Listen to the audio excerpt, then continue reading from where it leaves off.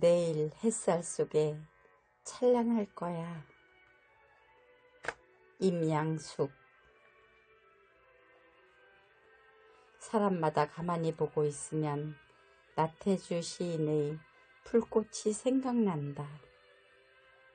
자세히 보아야 예쁘다. 오래 보아야 사랑스럽다. 너도 그렇다. 나이가 들고 보니 사람이 참 아름답다는 생각을 하게 된다. 짧은 시간에 볼 수 없었던 장점에 함께 이런저런 이야기를 나누는 동안 진면목을 보게 되는 경우가 있다. 스쳐 지나갔더라면 그냥저냥 겉으로 드러난 모습에 묻히고 말았을 내면의 아름다움. 사람 가운데는 낯을 많이 가리는 성격이 있다. 쑥스러워서 인사도 잘 못하고 그래서 엉뚱하게 인사성이 없다고 욕을 먹는 사람. 또 어떤 이는 투명 인간처럼 사람들의 기억에 남지 않고 조용한 모습으로 자기 몫만 하고 자리를 뜨는 사람이 어디나 꼭 있다. 들에 흔한 풀꽃 같은 나도 눈에 띄지 않는 사람이라서 때로는 나누어주는 빵이나 선물도 살뜰히 챙겨주지 않으면 제대로 얻어먹지 못하는 못난 경우도 있다. 자기 몫을 챙기기도 바쁜 세상에 어쩌라고 그런 나를 챙겨주던 특별한 사람들, 가만히 다가와 불편한 점은 없는지 물어주는 그런 사람. 그리고 또 이런 사람도 있다. 모임 후 실컷 놀다가 떠날 때는 자기 뒷자리도 깨끗이 정리하지 못한 채 떠나야 할 때가 있다. 그럴 때 남의 뒷자리까지 아무렇지 않게 깔끔하게 정리해주는 사람이 얼마나 감탄스러운지 쓰레기를 쓱쓱 해치우고 제 길을 가는 사람의 뒷모습이 보인다. 사람이 모이면 가장 즐거운 게 남의 흉보는 일이라 했던가. 그러나 흉이 난 분분할 땐 모두의 입을 막아 자연스럽게 분위기를 바꾸고 남의 자랑을 드러내주는 사람이 있다.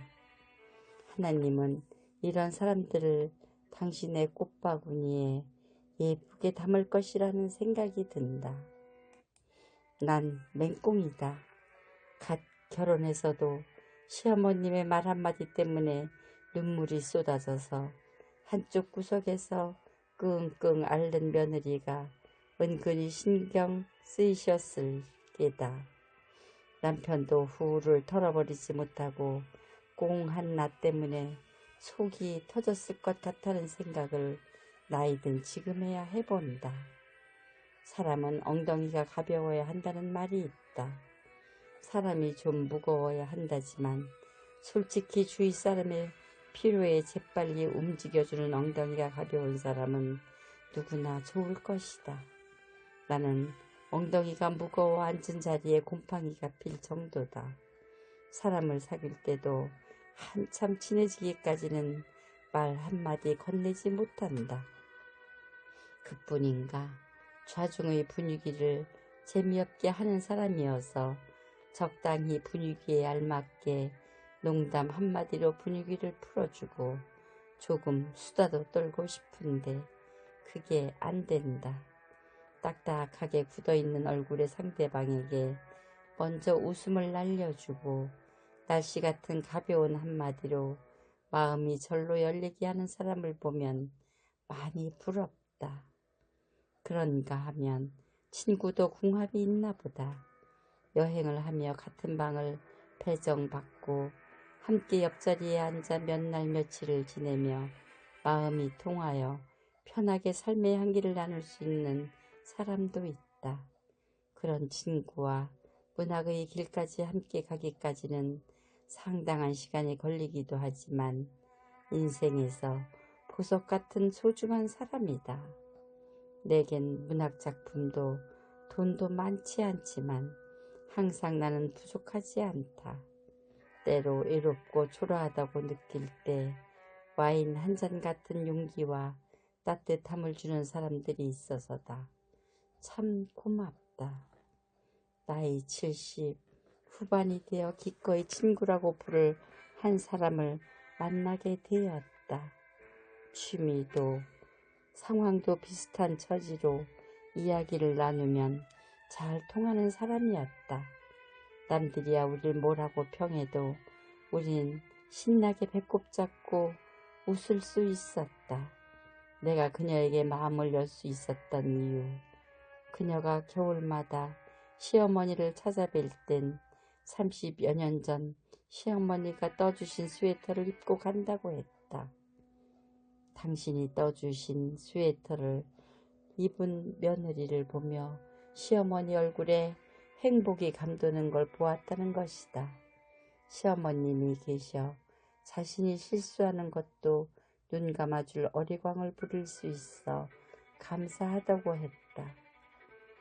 그녀는 일부러 시어머니 앞에서 뒹굴고 쭈쭈도 만지며 방귀도 뽕뽕 낀다는 거였다. 그러나 요즘 시어머님이 100세가 가까워지자 치매길을 보이시는데 속상하다고 했다.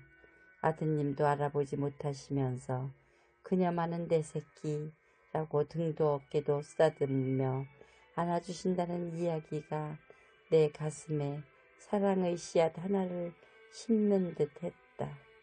따뜻하게 가슴에 피어나는 것, 친구가 가르쳐준 사랑의 비밀이다. 아름답다. 인간관계에서 가장 슬픈 건 단점이나 비극적인 사연을 털어놓은 것을 기억했다가 사이가 뒤틀어졌을 때 아킬레스건을 움켜잡듯 비열하게 너 이런 사람이잖아. 뒤통수 치는 사람이다. 그리고 어쩌다 어울린 친구의 지인들 앞에서 친구보다 자신을 높이느라 침을 튀기는 사람도 관계를 계속하기는 힘든다. 한 25년 전 일이다. IMF 직후 사회가 충격을 끌 때 한밤중 목사님께 죽고 싶다는 전화가 왔더랜다. 세상을 버리고 싶을 때 전화할 수 있는 단 한 사람만 있으면 된다는 말을 생각하며 목사님께서 그 밤 위로와 격려의 말씀을 성경과 함께 전하셨다. 바람만 스쳐도 터져버릴 공기가 가득 찬 풍선이 떠올랐다. 그날 밤이 지나고 그 사업가는 자기 감정에서 벗어나 다시 일어설 용기를 얻었다. 지구에 자기 몸 80kg을 실을 수 없으랴 싶어 있는 힘을 다해서 일어섰다. 비난의 화살을 확산시켜 하늘을 볼 수 없도록 가림막을 치는 것은 세상 인심이다. 외롭고 괴로운 사람 곁에 괜찮아, 우린 모두 비슷비슷한 도토리들이야 라고 등을 만져주는 사람, 비난의 돌이 날아올 때 자신의 몸으로 막아 방패의 우산을 씌워주는 이도 사람 마음이다. 나는 꿈꾼다. 비가 옥수같이 퍼붓는 거리를 울긋불긋 온갖 색깔의 우산을 쓰고 함께 걷는 낭만의 행렬을 그린다면 참 예쁠 것 같다.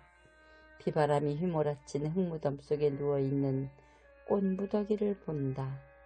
꽃잎도 풀잎도 찢어진 처절한 꽃송이, 검은 비구름은 금방이라도 또 폭우를 쏟을 것 같다. 우리 모두는 누구나 휘몰아치는 비바람 앞에 처참한 모습으로 바뀔 것이다. 비록 꽃잎이 다 떨어져 꽃이라는 사실마저 잊을 뻔한 우리지만 여전히 우린 꽃이다. 흙도 향기도 묻히며 서로 웃는, 그럴 때 사람이 참 아름답다. 내일 햇살 속의 꽃은 그리고 우리는 다시 찬란할 것이다. 임양숙 제2수필집. 삐비는 아직도 거기 있을까 중에서